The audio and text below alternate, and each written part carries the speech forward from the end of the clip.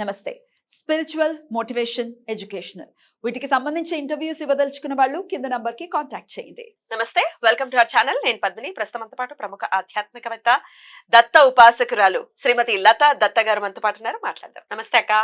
జై గురుదత్తారా. అక్క, భోగి ముందుగా మీకు భోగి శుభాకాంక్షలు. రెడ్ టీవీ ప్రేక్షకులకి, నీకు అందరికి కూడా భోగి శుభాకాంక్షలు. సంక్రాంతి భోగ భాగ్యాలని తీసుకొచ్చేటటువంటి భోగి మరియు మకర సంక్రాంతి శుభాకాంక్షలు. థ్యాంక్ యూ అక్క. మీకు కూడా మకర సంక్రాంతి శుభాకాంక్షలు. చాలా చాలా ఇష్టమైనటువంటి పండగ.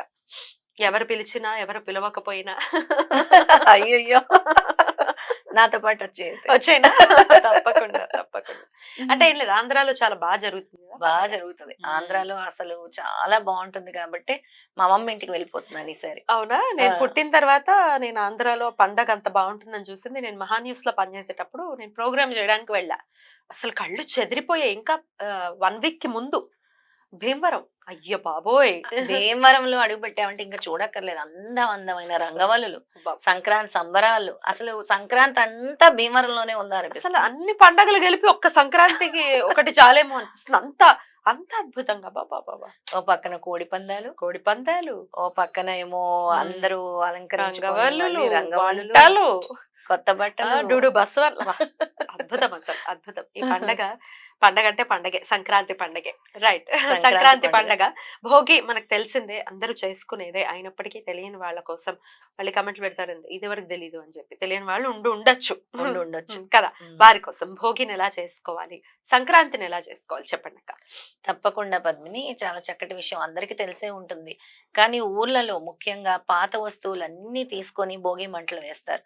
ఎందుకు పాత వస్తువులు తీసుకొని వేస్తారు అని అంటే, పాతతనాన్ని, నువ్వు గతంలో ఏదైతే సాడ్నెస్ అనుభవించావో, బాధలను అనుభవించావో, అవన్నీ కూడా ఈ రోజుతో మంట కలిసిపోతున్నాయి. మళ్ళీ ఒక కొత్తతనం, నూతన ఉత్సాహము. అంటే సూర్యుడు ఎంత కాంతినిస్తాడో అలాంటి మకర సంక్రాంతి కదా, అలా తేజోవంతంగా రేపటి నుంచి నువ్వు ఉండాలి అని సంకేతం అనమాట. పైగా మన ఉష్ణోగ్రతల గురించి కూడా పూర్వం పెద్దవాళ్ళు భోగి మంటల్ని వేసేవారు అనమాట. అదొక కారణము. మన పాతదనాన్ని తీసేసి మనం ఏదైతే అంటే చాలా మంది చూస్తే పాస్ట్ లోనే ఉండిపోతారు. నాకు ఇలా జరిగింది, అలా జరిగింది, ప్రెసెంట్ కూడా హ్యాపీగా లేదు అనే ఫీలింగ్ ఉంటుంది. అసలు నిజంగా ఏవైనా అప్పులు ఉన్నాయి, లేకపోతే ఏదైనా దీర్ఘకాలికమైన సమస్యలు ఏవో ఉన్నాయి, అసలు పండగ చేసుకోవడానికి ఇష్టపడరక్క.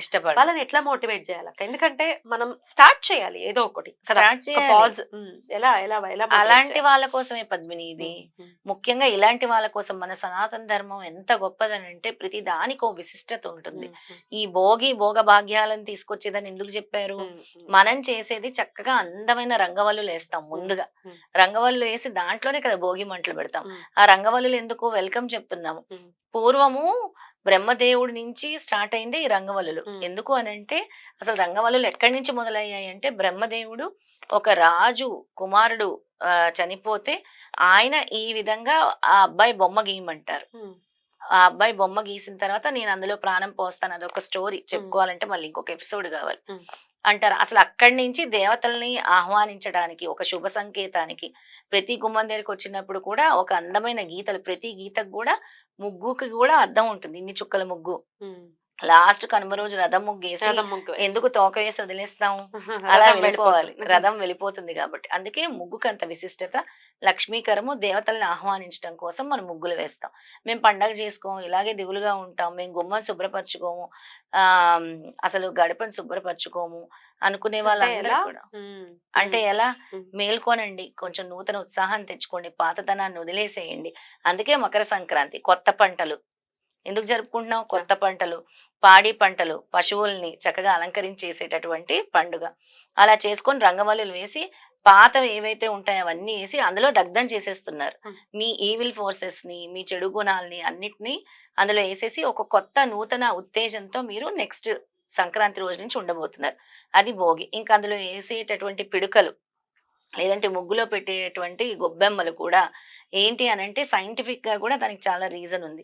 మనం వేసే పిడకల వల్ల ఆక్సిజన్ ప్యూరిఫై అవుతుంది. ఆ చక్కటి గాలి మనం పీల్చుకోవటం వల్ల మనకి ఏవైతే లంగ్స్ కి సంబంధించిన వ్యాధులు ఉన్నాయో, ఈ బ్రీతింగ్ ప్రాబ్లమ్స్ ఉన్నాయో అవన్నీ కూడా తొలుగుతాయి. Scientific reason. అందుకే పిడకలు వేసి చేస్తారు ఊర్లలో. భోగి మంటలు అంటే చాలా ఇష్టపడతారు. దాన్ని మీరే నీళ్లు కార్చుకొని ఆ స్నానం నీళ్లు చేస్తా. స్నానం చేస్తాం. అవును, మేము అవును. కూడా అంతే, అందులోనే ఉమ్. నీళ్లు కాచుకుని దాంతోనే స్నానం చేస్తుంటాం. Good. అది ఆరోగ్యానికి చాలా మంచిదన్నమాట. ఉమ్. ఇక భోగి రోజు సాయంత్రము పిల్లల్ని కూర్చోబెట్టి, చిన్న చిన్న బుడ్డి బుడ్డి పిల్లలు అంటే 10 సంవత్సరాల లోపల వరకు పిల్లలు కూడా కూర్చుంటారు. అందరు కూర్చొని, సూర్య భగవానుడికి బాగా ఇష్టమైన పండు ఏదంటే రేగిపండు. రేగిపండు. ఉమ్. ఆయనకి రేగిపండు, అందుకే రేగిపండు, చిల్లర డబ్బులు, శనగలు, గురువు అనుగ్రహం కోసం మళ్ళీ శనగలు, చెరుగ్గడలు, అంటే చాలా మంచి చెరుకులు వస్తూ ఉంటాయి కదా సంక్రాంతి సమయంలో, ఇవన్నీ కూడా వేసి చిన్న చిన్న ముక్కలు చేసి పిల్లల మీద దృష్టి దోషాలు పోవడానికి భోగి పళ్ళు పోస్తారు. అద్భుతం. ఎటువంటి దృష్టి దోషాలు ఉన్నా కూడా ఆ రోజు పిల్లలకి ఈ విధంగా భోగి పళ్ళు పోయటం వల్ల ఆయుర ఆరోగ్యాలతో ఉంటారని పిల్లలందరికీ కూడా దిష్టి తీసి భోగి పళ్ళు వేస్తారు.